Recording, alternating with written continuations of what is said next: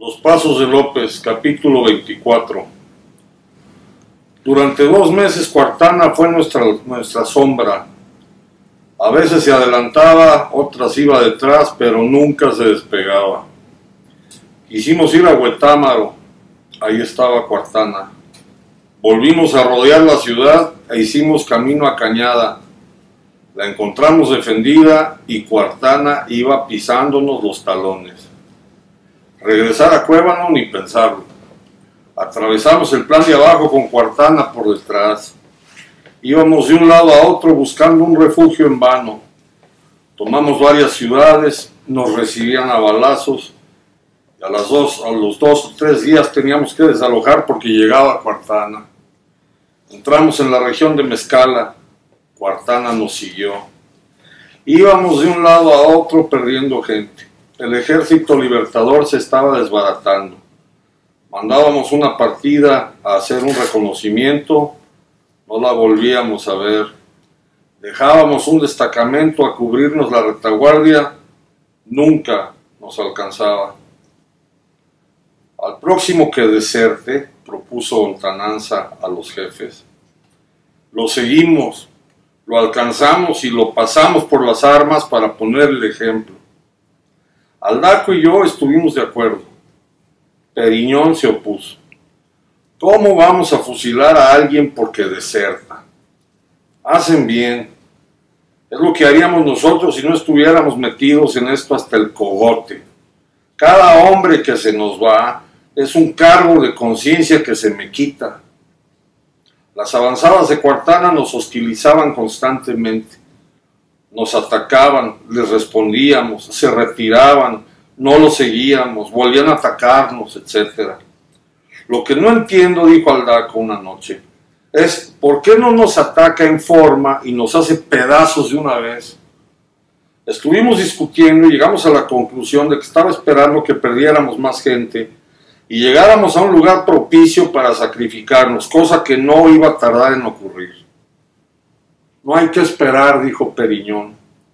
Propuso aligerar, dispersar la tropa y nosotros huir llevando nomás lo indispensable, las familias, con la esperanza de dejar atrás a Cuartana hasta que nos perdiera de vista. Discutimos, pero en el fondo los 4 estábamos de acuerdo en que aquella guerra estaba perdida, que no había caso de hacer otra matanza, y que si queríamos la independencia lo que teníamos que hacer era ponernos a salvo para empezar otra vez desde el principio. No perdimos tiempo. Fuimos despertando a la tropa en grupos que se acercaban a la fogata en donde Periñón les decía: váyanse a sus casas, muchachos, y esténse muy calladitos. Cuando vuelva a necesitarlos para luchar por la independencia, les aviso. Abrió los cofres y repartió casi todo el dinero que había en ellos. Cuando amaneció en el campamento no quedábamos más que los jefes, las familias, los coches y el niño. Abandonamos el niño y nos fuimos hacia el norte con los coches. ¿Se acuerdan que el niño es el cañón? Pasamos por Salto de la Tuxpana, por Mezcalapa, por Huantla. La división de Perote fue quedándose atrás hasta perderse en Lontananza. Llegamos a Las Lajas, una región en donde nadie nos conocía. No sabía ni siquiera que había habido una revolución. Seguimos siempre yendo hacia el norte. Atravesamos un desierto en el que no crecían más que yucas. Al final del desierto estaba la Sierra de las Agujas. Al poco andar encontramos un arroyo y junto al arroyo el primer encino. Nos detuvimos a descansar 3 días. Al atardecer del tercero llegó un hombre a caballo. Parecía un ranchero. Busco al señor cura Periñón, dijo. Soy yo, dijo Periñón. El hombre le entregó un sobre lacrado que Periñón abrió. Al pie de la página firmaba Adarviles. Hermanos, decía la carta. Ustedes han de creer que los traicioné, pero no fue así. Mis soldados me hicieron prisionero y me entregaron a los españoles. Por fortuna pude escapar. Ya les platicaré cómo fue. Por lo pronto les digo que estoy en la hacienda del Ojo Seco. Vénganse a descansar unos días y después juntos volveremos a luchar por la independencia. Discutimos 2 horas. Ellos trataron de convencerme de que lo que decía aquella carta podía ser verdad. Estaban asoleados, cansados de andar huyendo. Pensaban en las familias que habían pasado incomodidades. Era natural que quisieran ir a pasar unos días en una hacienda. Yo no tenía familia y por eso no creí lo que decía la carta.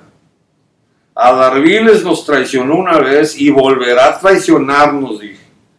A esa hacienda no voy. No pudieron convencerme ni pude convencerlos. Optamos por separarnos. Lo hicimos de buena manera, sin pleito. Dijimos que en unos días volveríamos a encontrarnos, pero nos despedimos de abrazo. Cuando fue el turno de Periñón me confesó: voy a la hacienda del Ojo Seco porque ya quiero que acabe pronto esta historia. Ellos subieron en los coches y yo monté en la yegua. Ellos se fueron hacia el poniente y yo seguí hacia el norte, hacia Nagaroches. No volví a verlos. Dicen que al llegar a la hacienda del Ojo Seco, Adarviles los estaba esperando en el patio y que los recibió cariñoso. Parece que platicaron, cenaron y que después se acostaron. Ya estaban dormidos cuando llegaron los hombres. Los separaron de sus familias, a Periñón de sus sobrinas, y amarrados los sacaron al patio en donde ya estaban esperando 3 coches. Hubo entonces una última trifulca y Ontananza ganó una pequeña victoria. Parece que trató de escapar. Para evitarlo, un oficial disparó una pistola y la bala fue a dar sin querer a la frente de Adarviles, que murió en el acto. Después los 3 amigos fueron separados. Periñón fue llevado a Orcasitas, Ontananza a Mezcala y Aldaco a Pedrones. 3 ciudades en donde nuestras ideas nunca tuvieron eco y en donde nuestros hechos no fueron aplaudidos. Los juzgaron por separado, pero los 3 fueron condenados y murieron rayando el sol. El juicio de Periñón duró 6 meses. Los fiscales fueron el licenciado Manubrio y el obispo Begonia, quienes lo acusaron respectivamente de 26 delitos civiles y 32 eclesiásticos, todos múltiples. El tribunal lo encontró culpable de todo, pero no paró ahí la cosa. Querían que se arrepintiera de lo que había hecho y que firmara un acto público de contrición. Dicen que Periñón preguntaba: si ya me condenaron, ¿para qué quieren que me arrepienta? Para poder darte la absolución, Domingo, contestaba el obispo Begonia. Pues no me interesa. No firmaba y por eso duró 6 meses el juicio. Dicen que en las noches jugaba baraja con el licenciado y el obispo, que iban a visitarlo en la cárcel. Jugaban pacochico. Periñón ganó 300 reales que le regaló al carcelero. Por fin, el 27 de agosto, dicen que dijo. Por fin, el 27 de agosto, dicen que dijo: tráiganme en la mañana el acto de contrición y lo firmo. El 27 en la madrugada le llevaron al escrito. Dicen que lo leyó cuando estaba desayunando y cuando terminó el chocolate, firmó. Después lo llevaron a un basurero y lo fusilaron. En el lugar donde ocurrió su sangre, dice la gente, nació una mata de ese nopal chiquito que da flores rojas y se llama Periñona. 16 años pasaron antes de que alguien se diera cuenta de que en el acto de contrición que le llevaron, Periñón, en vez de firmar, escribió nomás López. Es una obra maestra y por pura agua de azar coincidió que hoy 27 de agosto leemos el día que lo fusilan. Es triste y carcajeable, porque dentro de un mes estaremos celebrando las fiestas patrias, sobre todo conmemorando al cura Periñón de Ciudad.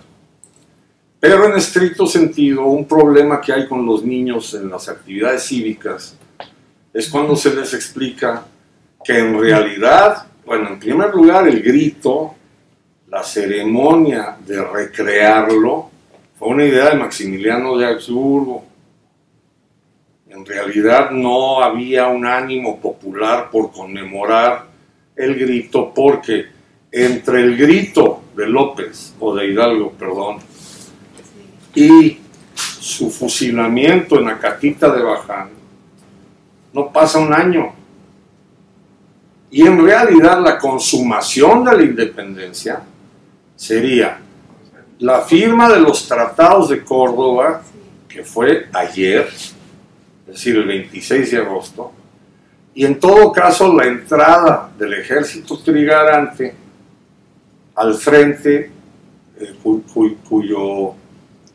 cuya vanguardia iba decorada por Agustín de Iturbide, antiguo soldado realista, que cuando fue el grito que inició todo el despiporre, él no tendría ni zorra idea de que terminaría entrando, comandando el ejército libertador, ni mucho menos que sería presa del delirio de declararse emperador. Al explicarle a los niños la historia de a de veras, habría que añadir que en el desmadre audiovisual, en casa de Iturbide, llegó a trabajar de criado Morelos. Y en particular, Morelos e Hidalgo, que son los más conocidos, siempre habrá un problema para explicar, fuera de la historia de bronce, fuera de la historia cívica, que eran curas. Y esas sobrinas que se mencionan como las sobrinas de Periñón son sus hijas. Hijas de Hidalgo. De Hidalgo. Cuando fue el centenario de la independencia, que don Porfirio Díaz lo quiso celebrar con bombo y platillo, porque entre otras cosas, era su cumpleaños. A él le gustaba mucho la celebración del grito, porque era el festejo de su cumpleaños. Entonces, cuando se cumple el primer centenario, muchísimos ciudadanos no saben entender que entre uno de los carros alegóricos venía una anciana que era hija de Hidalgo, con un letrero que decía hija del generalísimo don Miguel Hidalgo y Costilla, cura párroco de Dolores. También sabemos que Morelos tuvo a su hijo, que fue de los que fue precisamente a Miramar a pedirle a Maximiliano que tomara la corona del Imperio Mexicano, porque perdidos somos sin remedio si Europa no viene en nuestro auxilio. Esto que parece una novela escrita por Ibargüengoitia se confunde con la realidad triste que en el capítulo 24 llega a matizarla la buena prosa o la bondad de Ibargüengoitia. Pero si se dan cuenta, los primeros párrafos que leí son desoladores, porque están recorriendo un país que no lo reconoce, con un perseguidor que los va a liquidar. Y entre ellos mismos ya no saben si defender o no defender el pabilo de lo que fue el gran movimiento independentista, que empezó igual que terminó. Delataron la conspiración,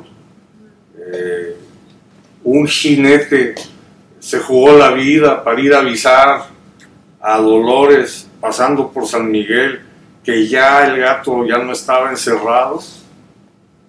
Se levantan en armas y a los pocos días los generales, en particular el general Ignacio Allende, tiene que sentarse con Hidalgo para decirle, oiga, el que manda aquí soy yo, porque yo soy el que tiene instrucción militar. E Hidalgo, no a los 2 días, Hidalgo desde el primer día estoy seguro que dijo, a ver, maestro, instrucción militar o no instrucción militar, la gente va a seguir a mí, ¿eh? Exacto. Y mejor aún, cuando pasan por el santuario de Totonilco, en donde yo hice mi primer libro, por cierto, cuando toma el estandarte de la Virgen de Guadalupe, el cura sabe que ya será un proceso multitudinario e invencible. Entonces, es probable que cada septiembre, y ojalá y sea en el siglo XXI, logremos sentarnos en el diván del psicoanálisis y poner en orden la gran esquizofrenia con la que nace o se inventa México. Está un poquito difícil. Un poco difícil, porque sí fue exactamente la locura. O sea, el que todavía estaba en la lucha de independencia era Guerrero. Y Guerrero fue el que entró al último en el ejército, con el ejército te ganan. Sí. Y con un proyecto muy distinto al que inicialmente habían pensado. Que de hecho la primera noche no hay un grito de viva la independencia de México. El cura gritó viva Fernando VII, viva la Virgen de Guadalupe, muera el mal gobierno. Carlos Cerrejón ha hecho una labor de verdad invaluable. Lamentablemente creo que el gran libro de Hidalgo que hizo no está a la venta. No estoy seguro, esto se va a pasar por Facebook, ojalá y nos llegue información, porque lo pagó un banco, que yo tengo entendido que fue BBV, para colmo. Y él desmitifica incluso, porque encontró testimonios que yo también había encontrado cuando hice lo de Atotonilco. El padre Hidalgo iba en una yegua negra. Entonces la imagen de él en un caballo blanco es falsa. Ahora, la imagen de Hidalgo también es desconocida. El retrato que tenemos de él, pues es con un sombrero y no se ve si realmente era calvo y con la greña como el Loco Valdés. Y quien lo describe físicamente es Lucas Alamán, que lo vio el día que entraron a la Alhóndiga de Granaditas, entraron a Guanajuato, y Lucas Alamán fue a pelear las pertenencias de su familia siendo un adolescente, y entonces lo retrata verbalmente. Entonces, no tenemos el retrato fehaciente del padre de la patria. Somos un país, el único, que en su bandera tiene un animal comiéndose a otro. Tenemos un total de más o menos 58 curas que conspiraron para un movimiento que terminó siendo independentista, aunque en un principio se proponía más bien llevar a Fernando VII y que hubiera una edición de Lola novohispana, y ahorita Felipe de Asturias estaría en Cuernavaca. Eso lo supo digerir Ibargüengoitia, leyó mucho la historia oficial y sin embargo creo que hizo uno de los relatos más quizá palpables, porque la humanidad de los personajes es absolutamente creíble. Lo que me encanta es que termina con un engaño. El que firmó la excomunión no es el cura, el que la firma es López. No hay que olvidar un párrafo glorioso de esta novela. Cuando llegan a un burdel, luego de una juerga, y una voz interior dice: las muchachas ya están dormidas. Y el cura dijo: soy López. Y salieron 20 putas a besarle la mano. Con eso damos por terminado los pasos. Ibargüengoitia, al parecer, fue muy feliz en esas clases, salvo que empezó a tener problemas típicos de pueblo chico. Académicos de la universidad que estaban grillando, el recelo que existe en todos los centros de estudio por las plazas, y creyendo que él iba a tomar una plaza y por lo tanto uno de los locales se quedaba sin plaza. También el recelo de que muchas familias guanajuateras, no guanajuatenses, pero guanajuateras, veían con malos ojos a la familia de Ibargüengoitia, que un siglo antes había sido muy rica. Si la casa donde nace Jorge, que es hoy hotelito, está en el Paseo de la Presa, es una casa porfiriana, es preciosísima. Y tenían tanto dinero que cuando venían a Europa, los Antillón, tenían un vagón de tren estacionado en París, en la Gare de Austerlitz, y lo único que hacían era pagar lo que cobraba la máquina por engancharlos, pero los enganchaban a un tren y viajaban por Europa en su propio vagón. Entonces, el recelo que eso causaba en gente de Guanajuato, pues es equivalente al que todavía puede causar si llegas presumiendo el iPad Pro con audífonos hoy mismo. Entonces se va formando el caldo de cultivo para una muy buena novela que no existe todavía. Okay. Hay una carta en la biblioteca en Valenciana que yo le he podido ver, en donde Jorge pide que si le pagan 80 pesos al mes, está dispuesto a quedarse, incluso sin la plaza. La respuesta es que el rector ganaba 60.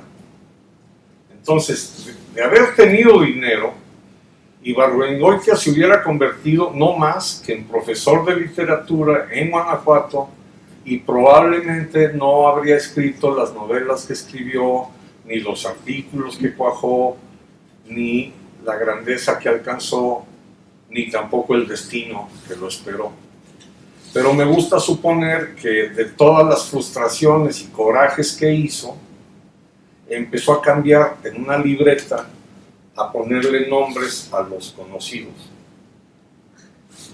para que no se reconocieran, que por supuesto en cuanto publicó la novela se reconocieron inmediatamente y lo odiaron hasta que incluso pasaron pocos años después de muerto, es decir, no fue inmediatamente con su muerte, pero pocos años después de muerto Ibargüengoitia ya empezó a ser releído en Guanajuato.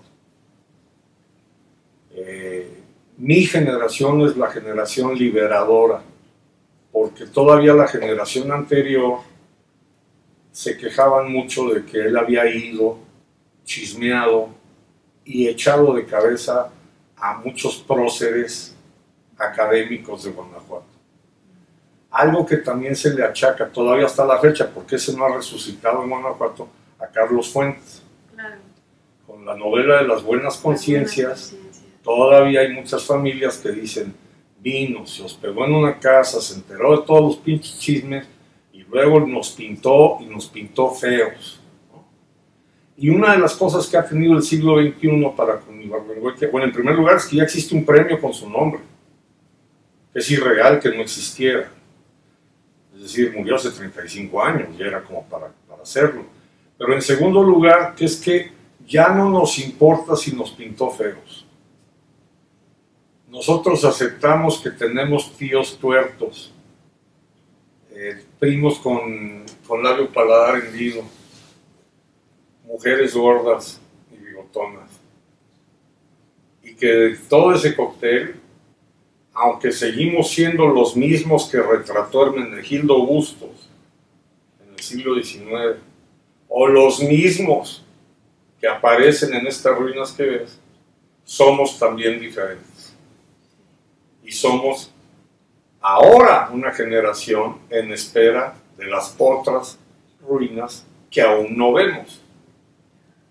Entre paréntesis, el título viene al parecer de un cofre que había en el Hotel Castillo de Santa Cecilia.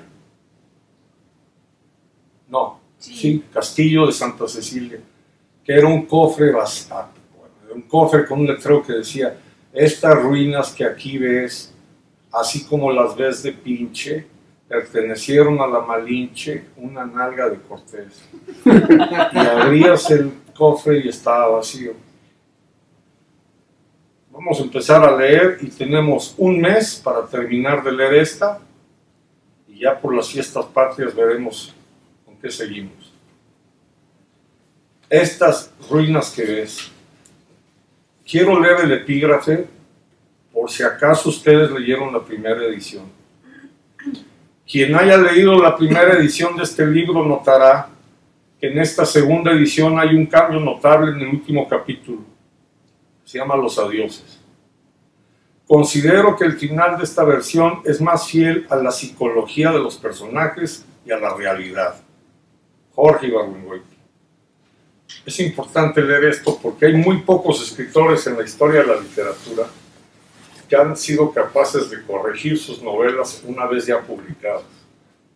Este es un ejemplo. Jorge ganó un premio, el de Casa de las Américas, y ya que había ganado el premio, varios amigos le dijeron: oye, lo que sí es que el final está muy jalado de los pelos. O sea, eso no te lo cree nadie, cara. Está muy, o sea, no es creíble, pues es inverosímil. Y entonces durante un tiempo él se defendió diciendo: pues de eso se trata la ficción, eso es la literatura, hacer palpable lo inverificable. Y entonces alguien llegó a decirle: es que el problema no es lo inverificable, el problema está en lo inverosímil. Y son personajes tan creíbles, y aparte, muchos de ellos ya saben quiénes son, ¿ok? Siguen. Entonces se animó y corrigió el final. Si quieren, dentro de un mes, cuando nos juntemos para revisar el final, les digo en dónde lo cambió. Y ustedes mismos se van a dar cuenta. Dicho lo cual, esto hace todavía mejor la novela. Y empieza así. Estas ruinas que ves, los habitantes de Cuébano suelen mirar a su alrededor y después concluir: modestia aparte, somos la Atenas de por aquí. Cuébano es ciudad chica, pero bien arreglada y con pretensiones. Es capital del estado de Plan de Abajo, tiene una universidad por la que han pasado lumbreras y un teatro que cuando fue inaugurado, hace 70 años, no le pedía nada a ningún otro. Si no es cabeza de la diócesis, es nomás porque durante el siglo pasado fue hervidero de liberales. Por esta razón, el obispo está en Pedrones, que es ciudad más grande. Los de Pedrones, dicen en Cuébano, confunden lo grandioso con lo grandote. Todos están de acuerdo en que la ciudad ha visto mejores días.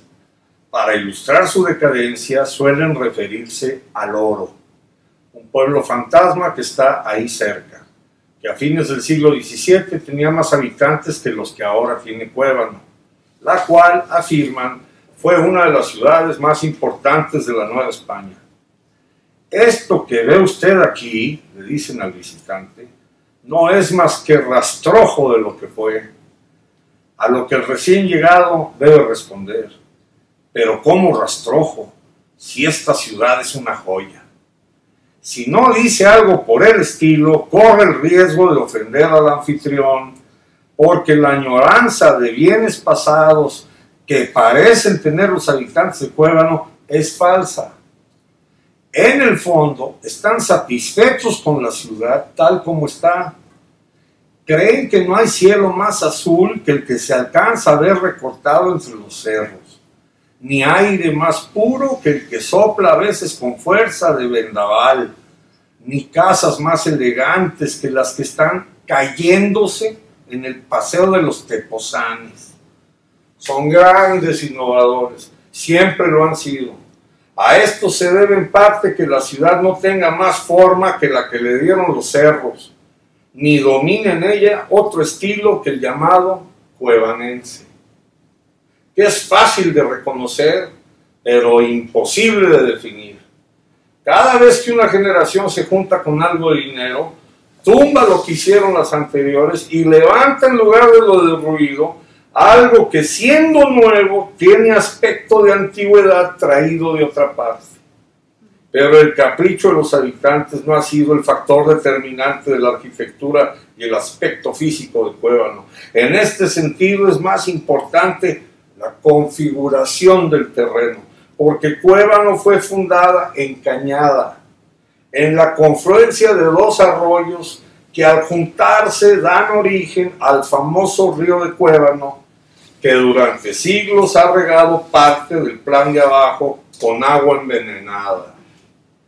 Por estar la ciudad encañada y por ser las lluvias poco frecuentes, pero torrenciales, los recuerdos más vívidos que conserva la memoria comunal son de inundaciones o de sequías. A la incidencia de estos fenómenos se debe que todas las obras ingenieriles que se han hecho en Cuébano y sus alrededores tengan que ver con agua. La presa de las 7 palabras, por ejemplo, fue construida para dar de beber a la población. La de los atribulados y la de los tepozanes fueron para evitar que se ahogara. Lo mismo que el túnel de la Marranilla y el canal de la Gedionda. Como el agua de las 7 palabras llegaba a las casas con tinte rojizo en invierno, hubo necesidad de construir los filtros de Santa Gertrudis, que a pesar de ser monumentales, nunca llegaron a dar agua clara. Cuando esto ocurrió, los habitantes de Cuébano, que siempre han sacado de la resignación partido, dijeron: ¿para qué hacen filtros si todos sabemos que el agua de aquí es colorada? La ciudad está entre cerros, de los cuales el más importante es el Cimarrón, que es distintivo de Cuébano. Los que nacieron ahí y salen de viaje saben al regresar que van acercándose a su ciudad natal al ver la cresta del Cimarrón, que se distingue desde el plan de abajo a 40 kilómetros de distancia. Esta visión produce en los cuevanenses emociones profundas y variadas. A unos se les llenan los ojos de lágrimas, a otros el corazón les da brincos de alegría. Otros, en cambio, aseguran que se les pone como puño cerrado, pero todos se vuelven lapidarios y dicen cosas como: en México no soy nadie, en Cuébano, en cambio, hasta los perros me conocen. Pero si visto desde el plan de abajo, el Cimarrón no es más que un cerro con cresta, aunque inconfundible. Visto desde el lado opuesto, desde la presa de los atribulados, con ojos devotos y entrecerrándolos, puede distinguirse en la cumbre con toda claridad la silueta yaciente del Cristo crucificado, con la corona de espinas en la punta del cerro y el pecho donde comienza el caserío. Hay otras vistas. Desde cada casa de Cuébano puede verse las de los vecinos. Un pedazo de calle estrecha y en muchos casos precipitosa, la cúpula de una iglesia y la punta de un cerro, que de no ser el Cimarrón, puede ser el de la Bolita, el de la Peña Rodada, el del Medio, el de la Caldera o el del Huenzontle. También pueden verse a lo lejos las ruinas, minas inundadas, haciendas de beneficio abandonadas, iglesias destruidas, pueblos fantasma. Cada ruina tiene su historia. La mina de la Reseca, por ejemplo, tiene el tiro más hondo del mundo y el más lleno de agua. Alrededor de la boca de este tiro hay hasta la fecha una construcción de 6 muros triangulares de piedra dispuestos en círculo, que aparentemente no llenan ninguna función ni la llenaron nunca. Esta construcción, explican los eruditos, se inició con miras de figurar una corona condal en recordación de la que don Álvaro Luna recibió al comprar el título de Conde de la Reseca. Del fondo de esta mina, sigue la historia, salieron 3/4 partes de la plata que circula en el mundo. El esplendor de la mina fue tal que el conde de la Reseca ofreció que si llegaba a Cuébano el rey de España, él empedraría el camino que va de la mina a la ciudad con barras de plata. Hay otra versión de esto que dice que con la plata que salió de la mina hubiera alcanzado para empedrar, etcétera, etcétera, etcétera. La guerra de independencia acabó con el esplendor de la Reseca y también con su dueño, porque el conde murió en el sitio de Cuautla, según algunos a consecuencia del célebre cañonazo que disparó Narciso Mendoza, el niño artillero. Según otros, del tiro que le dieron cuando se paseaba frente a las líneas insurgentes con un bicornio emplumado, precedido de un tambor batiente y de un heraldo que decía su nombre y títulos. La mina de Chirihuato, que no fue tan rica ni tuvo dueño pintoresco, tiene en cambio el tiro muy ancho y a cielo abierto. Un rayo de luz penetra hasta abajo un día del año, el 13 de abril según unos, el 26 de septiembre según otros, y el sol se refleja en el agua que hay en el fondo. Esta imagen fue muy usada a principios del siglo por los jóvenes cuevanenses que tenían novias fuereñas. Agregaban a sus cartas pequeños poemas en prosa que decían más o menos: el día en que tú vienes a Cuébano es como el día en que un rayo de sol entra hasta el fondo de la mina, etcétera, etcétera. Pero dejando a un lado las minas para hablar de los cuevanenses, conviene advertir que los sabios que ha habido en Cuébano se cuentan por docenas. Los ha habido de todas las clases y de todas las épocas. Unos son devotos, como el padre Carcaño, que escribió en 6 tomos los elogios de Nuestra Señora de Cuébano. Poetas, como don Régulo Hernández, que inventó la combinación métrica para versificar llamada la copa, porque el poema, una vez compuesto y transcrito con cuidado, da sobre el papel el contorno del haz de copas. Filósofos, en su mayoría jesuitas, que fueron acumulando libros de teología hasta formar una de las bibliotecas más notables del país. Cuando ocurrió la expulsión de la Compañía de Jesús en tiempos de Carlos III, los expulsados tomaron precauciones para que la biblioteca no fuera mancillada por ignorantes, por lo que permaneció cerrada durante un siglo, al cabo del cual los libros que no se desmoronaban al abrirse eran ininteligibles. Historiadores como don Benjamín Padilla, autor de la más lúcida interpretación de nuestra guerra de independencia, interpretación que por desgracia ha quedado relegada al olvido, por no coincidir con la versión aprobada por la Secretaría de Educación Pública, y don Benjamín considera que la independencia de México se debe a un juego de salón que acabó en desastre nacional. Cronistas como el presbítero Bóveda, a cuya pluma se deben las famosas Crónicas de Cuébano, en las que se describen los sucesos más notables ocurridos en esta ciudad desde su fundación en 1540 hasta la muerte de su autor en 1880, incluyendo episodios como la muerte de un médico apellidado del Hoyo, que ocurrió a manos de una turba de pacientes enfurecidos. Pero no solamente en las humanidades se han distinguido los cuevanenses, sino también en el conocimiento de las cosas materiales. La ciudad misma es monumento a quienes la construyeron y reconstruyeron. Por consiguiente, no hace falta hablar de ellos. En cambio, es más oscura la labor de los que trabajaron en las entrañas de la tierra y lograron interpretar el lenguaje de las piedras. De entre los geólogos, el más notable es don Valentín Escobedo, que pasó 60 años caminando por los cerros con un martillito en la mano. Los descubrimientos que hizo este sabio son muy notables. A él se debe el de que en la región de la Hilacha existen rastros de menonita cuarzosa, y el de que ciertos silicatos sometidos a altas presiones y en contacto con agua carbonatada forman las cristalizaciones en abanico conocidas en el mundo científico con el nombre de su descubridor, Escobedita. En el campo de las leyes, la aportación de los cuevanenses es menos digna de nota. Esto se debe no a que la Universidad de Cuébano no haya producido jurisconsultos, al contrario, la ciudad está repleta de abogados y licenciados, sino a que los mejores de entre ellos hicieron camino a México y no volvieron a la provincia. Uno de los pocos que siendo famosos regresaron tiene triste memoria. Es don Pedro Alcántara, llamado también La Zorra, inventor no de leyes ni de interpretaciones notables, sino de procedimientos para evadirlas y para violarlas impunemente.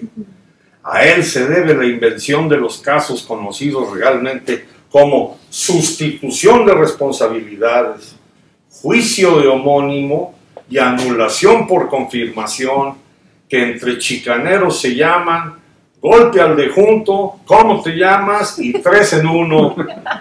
Esto lo apunto nomás para que se vea que en todo han destacado los cuevanenses. Lo anterior está tomado del opúsculo cuevanense de Isidro Malagón. Y acá empieza la novela.